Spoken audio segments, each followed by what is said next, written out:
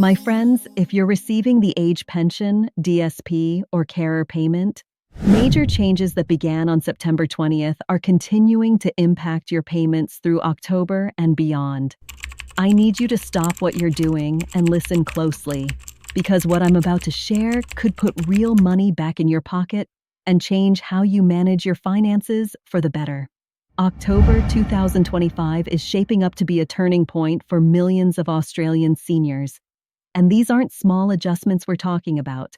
The changes that started rolling out on September 20th have created a domino effect that's transforming how Centrelink calculates and delivers payments to pensioners across the country. For many of you watching today, these changes represent the most significant boost to your household budget in years. And I want to make sure you understand exactly what's happening and how it affects your daily life.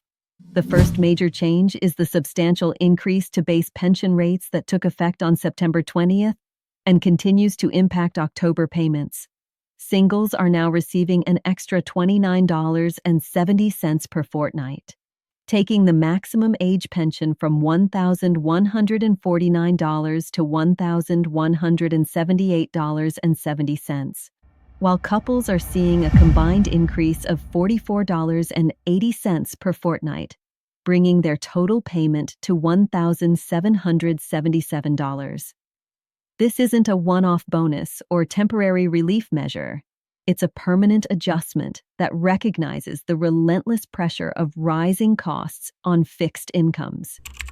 Think about what this means in practical terms.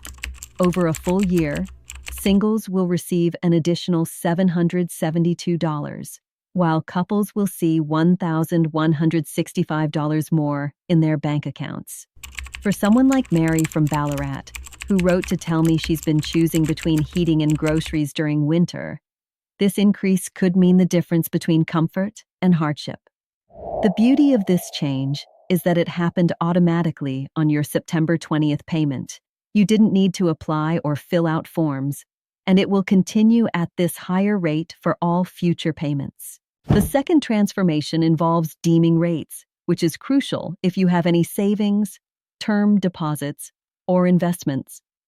From September 20th, the lower deeming rate increased from 0.25% to 0.75%, while the upper rate jumped from 2.25% to 2.75%. With these rates applying to the first $64,200 for singles and $106,200 for couples. Now, I know some of you might be thinking this sounds like bad news because it means Centrelink assumes your savings are earning more income. But here's the important context. These rates are still well below the historical averages we saw before COVID, and they better reflect the reality of today's interest rates. For most pensioners with modest savings, the impact on your pension will be minimal compared to the significant base rate increase you're receiving. Let me give you a real example. If you're a single person with $50,000 in the bank, your deemed income has increased by just $250 per year, which might reduce your pension by less than $10 per fortnight, but you're gaining $29.70 per fortnight from the rate increase. So you're still significantly ahead.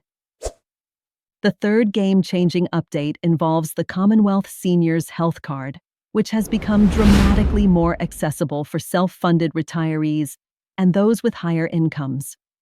The income thresholds increased substantially to $101,105 for singles and $161,768 for couples, effective from September 20th.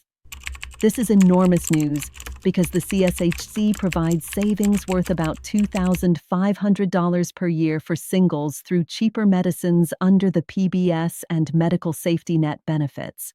If you're someone who previously earned just a bit too much to qualify, you should absolutely check your eligibility now.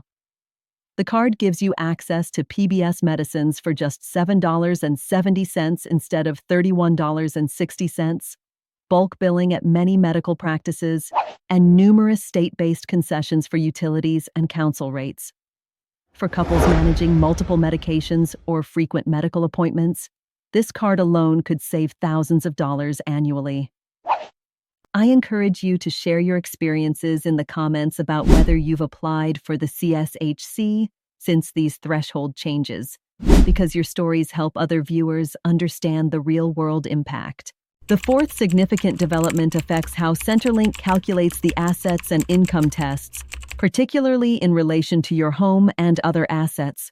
With the increased pension rates and adjusted thresholds, many people who were previously receiving reduced pensions or no pension at all may now qualify for payments.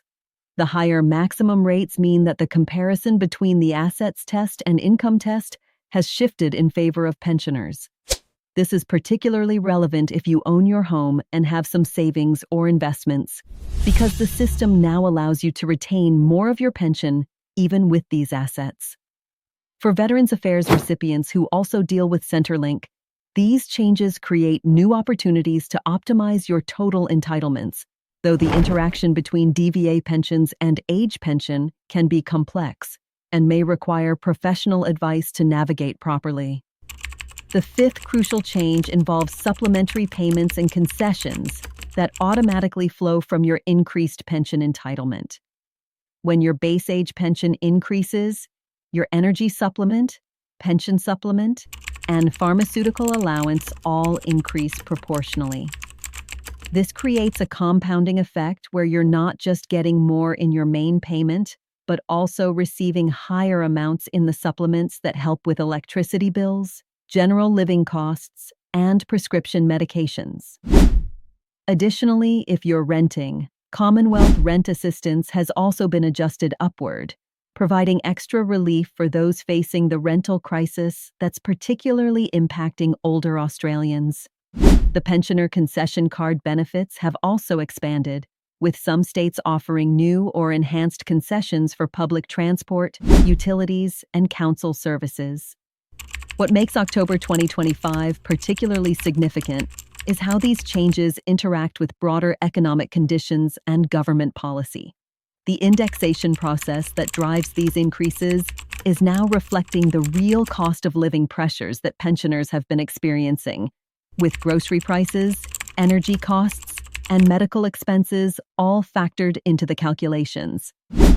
The government has also been reviewing superannuation policy settings, which means if you're transitioning from accumulation phase super to pension phase, or managing both super and age pension entitlements, these Centrelink changes could influence your optimal retirement strategy. For those of you managing health conditions or caring for a partner, the increased carer payment follows the same $29.70 increase for singles, while DSP recipients are seeing identical improvements. This recognition that disability and caring responsibilities create additional financial pressures is long overdue. The interaction between these payments and concession cards means that many carers and people with disabilities now have access to both higher payments and better concessions, creating genuine relief for households that often face extraordinary expenses. Looking ahead through October and beyond, it's important to understand that these changes represent a recalibration of Australia's pension system rather than a temporary adjustment. The indexation process will continue to operate every March and September, with your payments adjusted based on inflation and wage growth.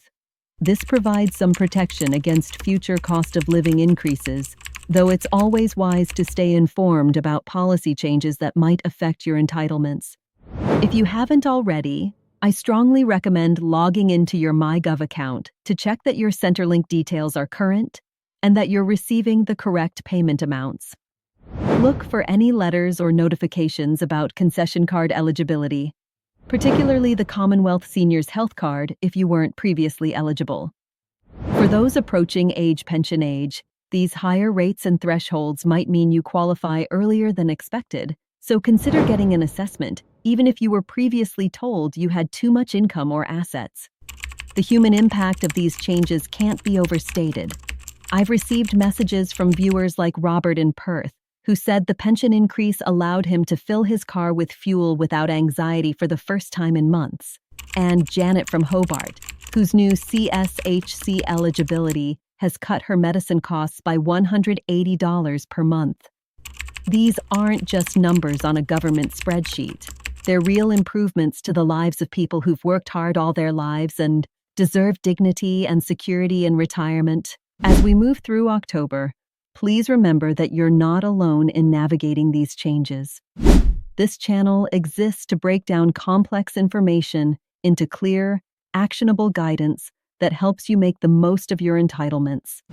If you found this information valuable, I ask you to like this video and subscribe to our community, because staying informed is your best tool for financial security. Share this video with friends or family members who might not be aware of these changes, because the more people who understand what's available, the better our entire community benefits. These 5 major changes represent more than policy adjustments. They're recognition that older Australians deserve better support in managing the cost of living pressures that have been building for years.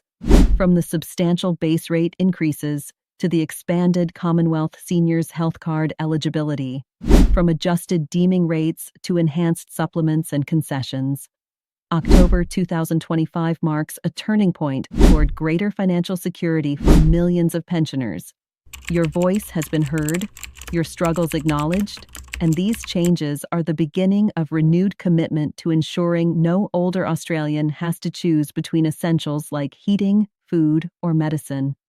Stay informed, stay engaged, and remember that we're in this journey together as one community supporting each other through every change that lies ahead.